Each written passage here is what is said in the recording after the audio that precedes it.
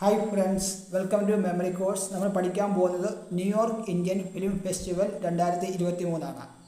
2023 മികച്ച ചിത്രം സൗദി വെള്ളക്കയാണ്. സംവിധാനം ചെയ്തത് തരുൺ മൂർത്തിയാണ്. മികച്ച സംവിധാനത്തിനുള്ള അവാർഡ് കിട്ടിയത് അവിനാഷ് അരുൺ ദവാരയ്ക്കാണ്. അവിനാഷ് അരുൺ ദവാര.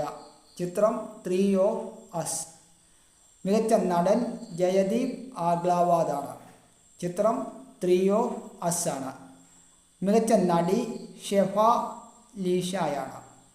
ചിത്രം 3 ഓഫ് അസ് ആണ്. ഉദ്ഘാടന ചിത്രം 3 ഓഫ് അസ് ആയിരുന്നു. മികച്ച ഡോക്യുമെൻ്ററിയാണ് ടു കിൽ എ ടൈഗർ ആണ്.